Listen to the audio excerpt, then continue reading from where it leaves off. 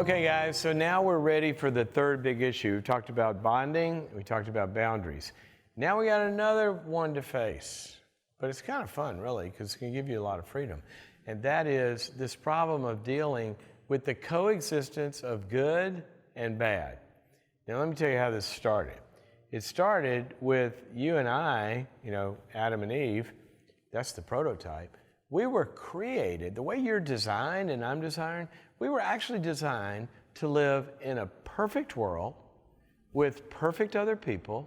Everything around us perfect, and we were perfect. So what do you do when you're perfect? You just go live life. I mean, you go and you play golf and you got to learn how to play and all that, but things go pretty well and you have a relationship and you're naked and unashamed. When was the last time you felt that, by the way? There's no problems, and relationships don't have conflicts, and everything's great until you keep reading the story, and then there's a fall.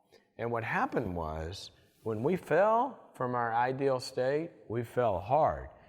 And there's a problem. Not only did we fall hard and bottom out, where everything's affected by this thing called sin, missing the mark, but we took with us the very idea and design and memory of perfection that lives within us, the design how we ought to be. So we fall, and here I am like I really am, and at the same time, I can imagine what a perfect me ought to look like. I can imagine what a perfect, presentation ought to look like. I can imagine what the perfect spouse would look like. I can imagine what the perfect church would look like. And so that's rolling around in my head, and then I find that I'm less than that, and they're less than that. And so what do I do with this gap? See, that's the big problem. And there's a natural way we deal with that gap. When I'm not the way that I wish I were, my ideal perfect self, guess what I do? Here's where I am. You know what I do with this gap? Naturally, I judge it. I feel bad about it. I feel like I'm not good enough. I feel ashamed about it. I feel guilty. I feel like a loser. And I look out and I tend to think everybody else has it all together, and I compare myself. And then I feel not good enough. Or you're in a relationship and you know how that person ought to treat you, but they don't. What do we do with that gap? Well, we judge them. So you should treat, and we hold grudges and all of that. And that's not even to begin to talk about the very problems in the gap. Life ought to be like this. You should have been loved your whole life perfectly, but you were abandoned. You should have been loved, but you were abused. You should have been loved, but you were rejected. You should have been loved, but you were used. So now we got a couple of big piles of things that aren't good. We got the pain, so that's the pain of rejection and abuse and hurt and woundedness. That all sits in here somewhere. And then we've also got the bad stuff that actually belongs to us.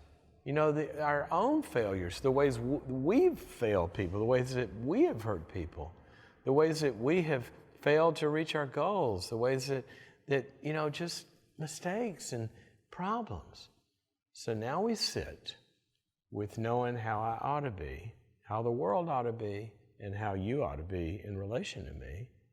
And we sit with this reality of how it really is. Or what if you're, for example, you're struggling with an addiction, and you go to somebody and say, well, God says do this and you shouldn't do that, and okay, I'm going to try. But what do you do with that guilt and the shame? What we see is people going to the altar 63 times in a row, feeling bad and repenting, but nothing ever changes. And that sometimes is what we see as the Christian answer. Know how you ought to be, feel bad about it, repent, go do it again, or try to do better, and then you end up doing it again. Then somebody who's suffered through that and is on the recovery side, they come to them and they say, dude, you know what? You're not going to be able to pull this off on your program, which is basically having this perfect standard and you feel like you got to live up to it and you don't. Why don't you come over here with me? I'm going to take you to a recovery meeting, all right? Which is basically a small group that operates with biblical principles. The biblical principle is not to think you're going to live up to the standard of the law and just get better. instead of saying, I'm a failure and getting judged by that, or for that, they walk in and say, hi, I'm a Henry, I'm a whatever-aholic. The group goes, hi, Henry, welcome. Right then, everything begins to change. See, that is the difference in the gospel's way of dealing with pain and every other way. Because the gospel says, when we're stuck in that cycle, Romans 7, the good that I would do, I don't do, but I do the very bad thing I said I wasn't going to do. Well, who's going to set me free? Romans 8:1 says, there is therefore now no condemnation for those who have faith in Jesus. And once that level of safety is there, then we start to deal, and then we start to talk, and then we start to grieve, and like I said earlier, start to open up. And if you find a safe place without judgment and shame, and you can say, I'm really struggling with this, or struggling with my kid, or I'm struggling with this issue, or I'm hurting, or whatever. I mean, think of going to the doctor that takes the x-rays, and then they shame you for having a tumor or a cavity. It's not what they do. They say, you know what, we've got a problem here. Let's embrace this, and let's deal with it. So I want you to find a place where that gap doesn't have that critical tone, and something magic happens when that happens. Now the standard, like sobriety or achieving goals or making better grades or reaching a career goal or getting out of a depression, now those goals don't judge us. They actually become something that we can move towards because we're no longer in conflict with the goal. We're not getting judged by it. And we can move towards it. We can grow. We become curious. And we say, how can I get better? But only in the safety. So that's a space you need. And if you look in the book, all these symptoms, depression, anxiety, panic disorders, addictions, relationship problems. What if every couple stopped judging each other and said, you know what, I get it. You're struggling with your anger or this, that, and the other, but it's okay. I forgive you. I embrace you. But let's work on the problem. 90% of the problem is not even able to be touched because of the judgment and the shoulds and judging each other. But when we have the safety to begin to open up and do the skills in the book, we open up, we face our hurts and pains. Tell somebody you were abused. Process that pain.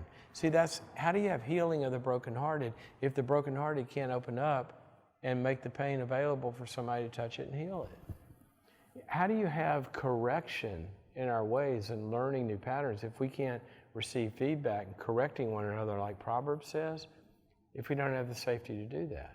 There's this big phrase out there, you got to forgive yourself. Well, whatever that means, I don't know exactly, because we're not the judge anyway, but I know what it means. That basically it's saying, get off of your case and just say, this is me, and then receive forgiveness from the outside, and you start to internalize that. Well, also the same thing for others. You'll never get over anything that anybody's ever done to you if we're not able to forgive them as well. It's a hard pill to swallow, but it sets you free. Because when we're holding unforgiveness, what we're doing is we're continuing to stay connected to the abuser internally. When we forgive them, we let it go and we can move on. So I talked about the safe space. I want you to have that. But let me tell you one last point on this. There's a very critical safe space that you need. It's in your own head. So you also have to deal with the internal judgment, the critical voices, perfectionistic standards, comparisons, and begin to process pain and sin and failure in ourselves and others, and have a space for that inside and room to grow. And then you'll find the changes that heal.